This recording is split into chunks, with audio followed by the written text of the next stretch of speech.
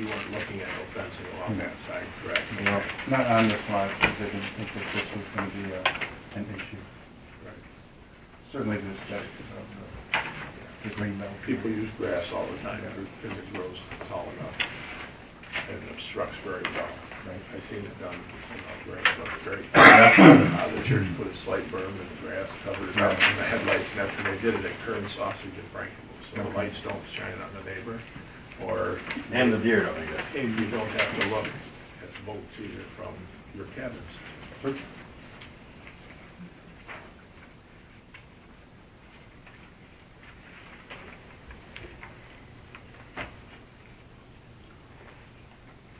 Any additional questions for the So applicants?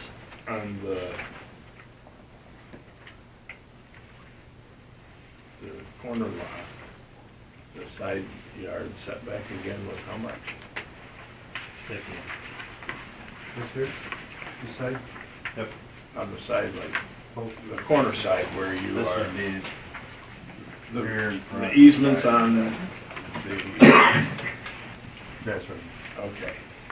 So what it, and the setback you said was 15 feet.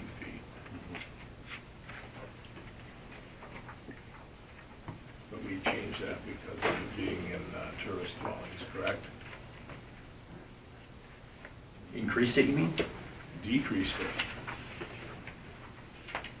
Because for some reason, I think on a side, where you have a side street and a front street, there's a greater setback along the sides, but it's actually just an easement. What we said it was, did we call that the waterfront? Is that what we did? This is the waterfront here. Right.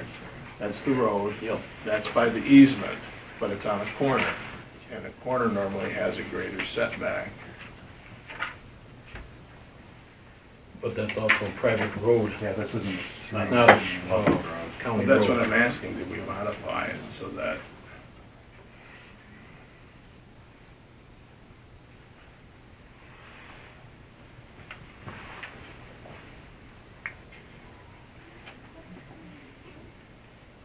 I do believe that's just in the county road intersection, Charlie.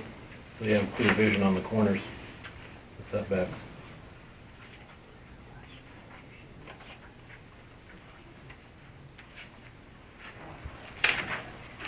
I'm just looking at the congestion.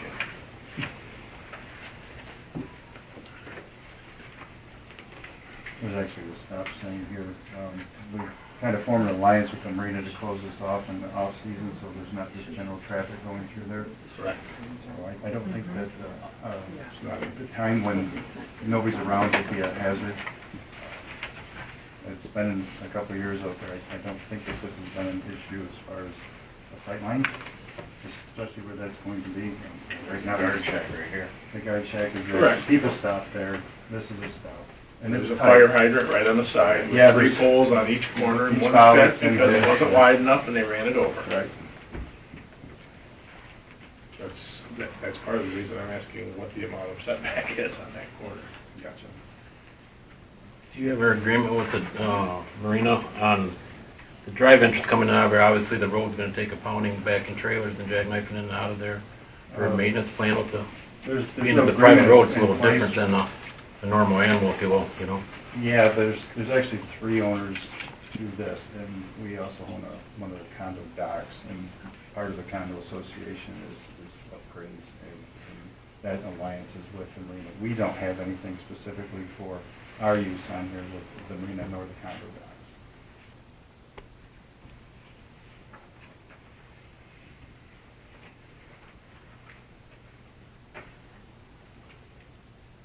I mean, it's a private road from the stop sign at Linwood Corners, right? So it's everybody from the road south.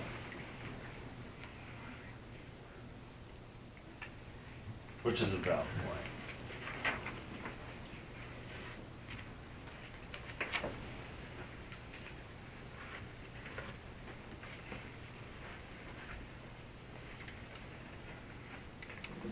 Additional questions? They have an opportunity after, we'll hear from the, you guys, we're done with, for now. they have an opportunity to move on to public comment, and then at which point the applicants have a chance to come back up to answer any additional questions.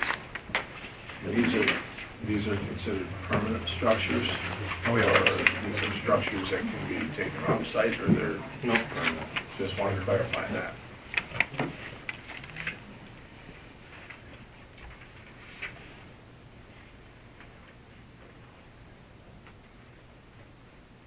Okay. Hearing no more questions, guys, you want to sit down for now? For any from the public comment specific to the public hearing?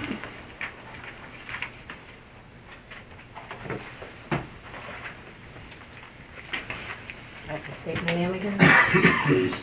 Michelle Penix, 53 South Beach Road. Can you speak up, please? Here. I'm waiting here. You ready? No, I'm not. They locked me out. There we go. Ready? You can start. Hi, Michelle Penix, 53 South Linwood Beach Road. Just like Charlie, I'd like to take it back also to back when how this all started and how this all came apart, hopefully it'll come apart. But this started because somebody let off a fireworks in the marina, which kicked out Charlie from the marina, if I remember correctly, and it was Mike Stazak who set the firework off that was unacceptable, and so they were kicked out.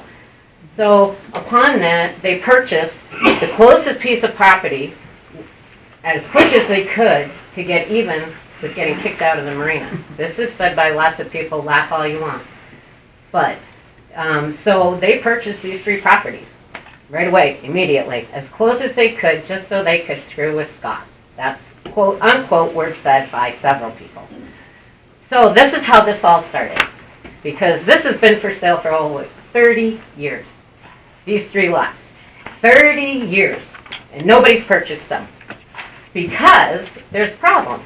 You can't do what they want to do until you changed everything like you guys did. Changed it to spot zoning by putting in commercial zoning where it's beside residential. Should never have happened. I know you guys didn't do that. I know who did, but it's happened, and so now I'm stuck with it. Well, we were always told this would never happen. Trust me, would have purchased the property had I had the inkling that this was going to happen, especially to us by people we know. I've known Stacy for 30 years. I've known Brad for 30 years. My husband works for Outdoor Adventures, and these people come and do this to us. It's just an unbelievable thing that put me into this township, in this, facing all of you, where I never wanted to. In 30 years, I've never had to come to this board. But because they were negligent and they let off a firework, I have to deal with 3 cabins beside my house. I would really like how any of you board members find that fair. Not to mention the 3rd one, they don't even know what they're going to do with the middle one. That could be a fish cleaning station. Wouldn't that be nice? Guess what stands right beside, all along here? 9 windows. My bedroom is right here. Right here. Then starts my dining room, my kitchen, bathroom, and living room. The whole way across. All my windows, all facing the east block. Gone. There's my view, gone. 30 seconds. Well, how come they got to talk forever? What's their time limit on her? They're the applicants.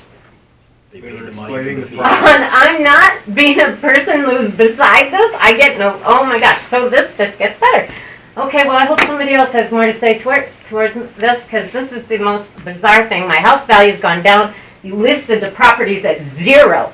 Puts mine and Mark's at 0. Thank you. That was so nice of you people. I don't even understand how you can let this happen. I'm disgraced. And you people disgrace me. Others?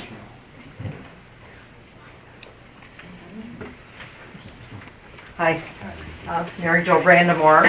Residence is 1169 Brissette Beach in Cook Holland, but we're property owners at Linwood Beach Marina, Z62 and 63.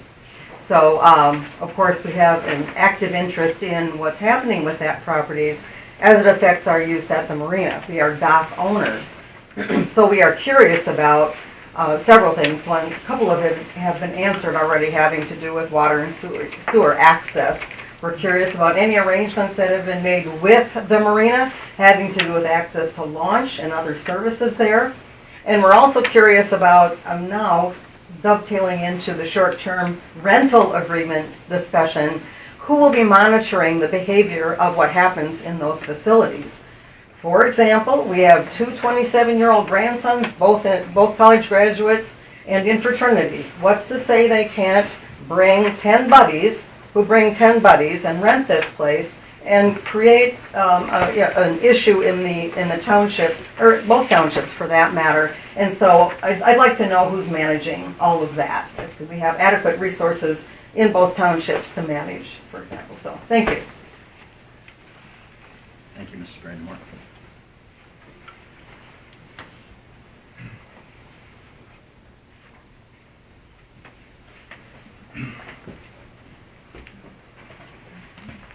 Hi, Dave Stockmeyer again, 61 Harville Viewpoint. We've tried through this whole thing to stay pretty neutral with this group. They have talked to us on and off. We've had some pretty good dialogues at times, okay? But I just want to make sure, just for public record, that this agreement that was referenced earlier, that was run by a lawyer, as recently as 7 days ago, a developer, a owner, myself, and a planning commission member all agreed that it was invalid. Now, that's not a legal opinion. Our lawyer did tell us as a group that he believes it's invalid, but in a court of law, you never know, right? So, I mean, we kind of took the position that we're a nonprofit homeowner association. We don't want to go to court. It's not worth it. We'd rather work with these folks, and we have through this. I validate what they said about the capacities because I checked that with the sewer department and the water department, and they both assured me there wouldn't be problems. So that was a relief because we were very concerned about that. However, that letter, there should be clarification. I'm really disturbed that it was even brought up tonight because in that meeting we all agreed it was a non-factor. And then this commission ran it by their lawyer to be able to use as public input, and they only gave you part of that story. That letter was signed in 2019 between Roger Hoyle and an outgoing president of our community who left a month after without the consent of the board, okay, without the consent of his board at the time. It was not notarized. Linwood Water Department said if it came down to just a legal agreement, they would not honor it for, I'm not going to say names, for Linwood Water Department because it was not notarized. That being said, we're willing to work with them. But the use of that, when we never agreed, the part of that that wasn't brought up is that's a quid pro quo. That was a quid pro quo for a white plastic fence that is bordering our properties that does impinge on their property. It's been surveyed and it's legit. 0.035 acres. And we ran it by our homeowners who were pushing us to try to take over that property via adverse possession laws. We talked them out of that because it's not worth anything when it's all said and done. Our communications with these folks were, we'll probably leave it, and if not, we'll work together, correct? So that was a quid pro quo letter. That wasn't they have access to anything. And we have zero interest in doing anything with that fence, and we've told the group multiple times that if it's going to come down to that trade, I'll tear it down in a day. Don't want to, because there's a cost involved, but we would. So that being said, we are open to working with them, but I don't want the public to think that we're in total agreement with this. We left a lot of things open. Brad was very willing to come back to us with some proposals, talk about what it would cost, give us a feel for how disruptive it would be to our community, okay? And we would have to grant an easement to them in order to allow access to that sewer. And I'm not going to say we won't. We could play hardball and say we won't. That's not right. I mean, I think that this development is going to happen in some way, shape, or form, I'm afraid. And if it does, we can't stop it. I would much rather partner with these folks than be against them. But that easement is not a lock. That letter does not guarantee that access, and I want the public to know that because you guys are using it to justify an approval here. And it doesn't mean the approval's not right, okay? But that's not the grounds to approve it on. The grounds to approve it on is doing the right thing. Okay, so I just wanted to be real clear on that. And I guess my only other question on that is the Eagle agreement. They talked about that going back.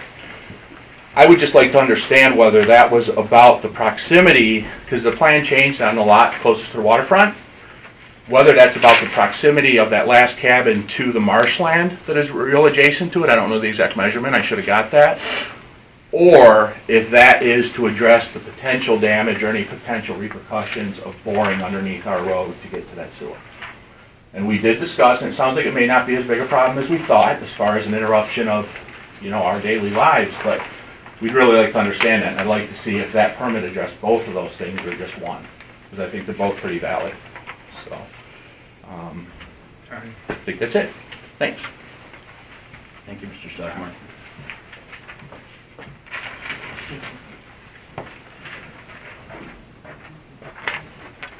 Cameron Penix, 53 South Linwood Beach Road. I don't have anything personally against these developers. Me and Charlie, every time we've talked, we've had great conversations. There's nothing about this for me that is on a personal level, other than the fact that it does affect our personal home. I don't have a problem with the people doing this. It is their property. They can do what they want. Our situation's a little different, though. We've lived on that road with fairly no neighbors most of our life. We've used those properties through the ownerships of who have them. It was a great source for us. But for us, you're taking 30 years of what we built and you're uprooting. So for our whole family, this is a culture shock, you know. Some people in this room might know. We lost a brother of mine in one of these houses. We never wanted to leave. You guys are going to allow somebody to push us out of our home. And that's legitimately what will happen. Our family will take the 30 years we spent here, all the money we gave to the township, all of the schools, every donation we give, and we will leave. So that's on you guys. Whether it happens or not, hey, it is what it is. But I'm going to address something Charlie did bring up in the beginning. He brought up the fact that they looked into this in August.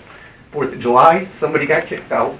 All of a sudden that property's bought, and on that sign right there, the first thing that shows up is Marina Scum. Those are welcoming neighbors right there. Yep, spray painted it right on the sign for all of us in town to see that. Whoever bought it sure didn't like the marina to start with.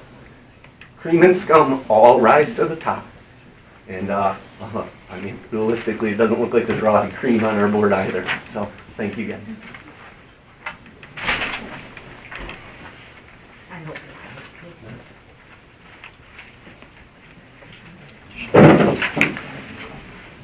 Lisa Yerrick, 2890 2 Mile Road. Back in May 11th at the Planning Commission meeting last year, Mr. Roof had said that in order for someone to get a special use permit, they have got to tick off every one of those 7 items. If they don't tick off every single one, they won't get them. I'm pretty sure that there's at least 1 or 2 of those, as I have shared, that don't tick off the boxes. Deb, as you're looking at that, that's the master plan. That was from 2002. As you can see, there's no commercial properties there because it was done afterwards. Where, of course, this master plan that's coming, of course, now lists that. So if you look at the 2002 master plan compared to the 2024 master plan, yeah, now the C1 is there. So now they can say, yeah, we meet requirements, you know, we meet what the master plan says. But this was done way before this new master plan. Also, you know, with the being compatible with the neighborhood. This doesn't fit that. There's nothing else in the neighborhood like this. So I want you guys to think about that. As Mr. Roof had said, it's got to meet every one of those 7 boxes, 6 things in order to give a special use permit. Thank you. Thank you, Mrs. Bureau. Additional comments? Hi, my name is Amy Parisi. I'm at 47 Harbor Viewpoint. Amy, what was your last name? Parisi. Parisi. This is irrelevant, but I do this a lot because I work in development. And might not be a favorite comment, but I am for development as long as it works within the community. And I have a couple of questions. I will start by saying I don't think this should be approved tonight for many reasons. It was very questionable. First of all, I didn't get a full rezoning map. And I think that there was a lot of people in this room tonight that didn't, so we're not understanding exactly what of the open area was rezoned. And there's a lot of open area around there, which is a concern because what they're doing on these 3 lots is a big amount of density. We also don't know what they look like. There is questions about the short-term rentals, what those look like. Who's going to inspect those short-term rentals? I don't think that you guys have that fully figured out yet. The maximum capacity of these units, the lighting plan, the trash. I think that there's too many open questions for this proposal this evening to give this an approval at this planning zone meeting. Will we be able to ask questions after you guys ask questions to the developer? Or is this the final? You can ask questions, we can pose them to the developer when they come back up. Okay.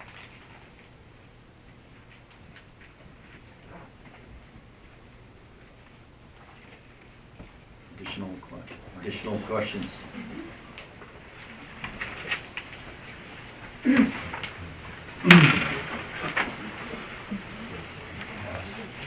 Ron Penix, 53 and 43 South Inwood Beach Road. My concern is, who's going to maintain these places and who's going to be staying in them. We have the rental next to our home. We've had numerous people cancel when I tell them that we live in the home next to our home because they had plans of coming in and having a party. I've had groups that have younger folks that wanted to add more people, and when I told them how we like to kick our feet up too and have fun, but we live in a nice, quiet community, and that partying just isn't going to be allowed. They've canceled several times.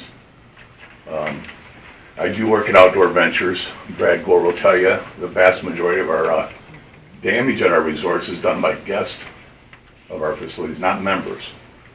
There's people that own their home take care of them better than ones people that rent them.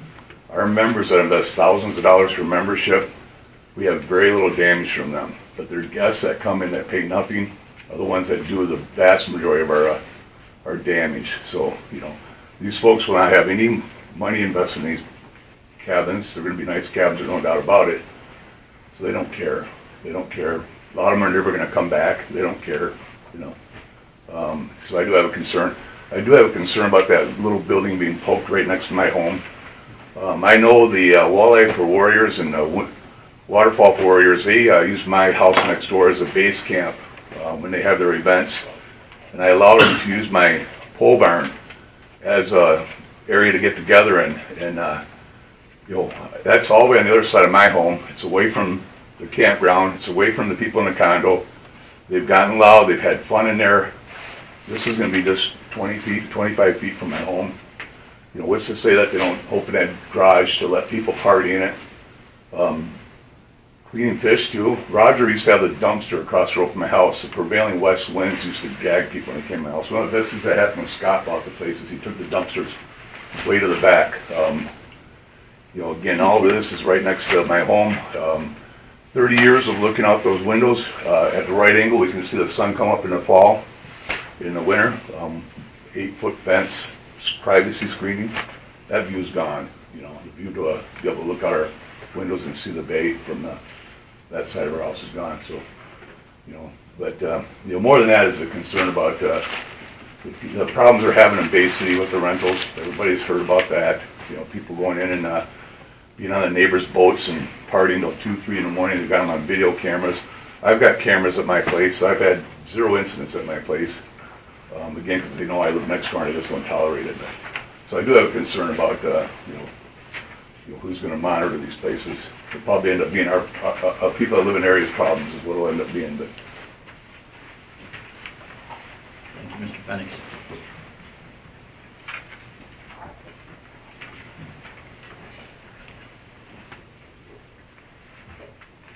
Additional comments?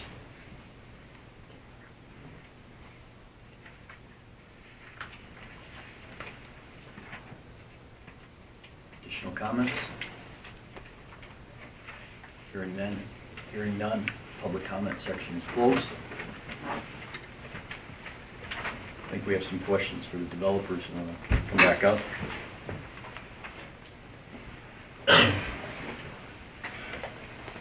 Restate? Yeah. specific to the garage, is that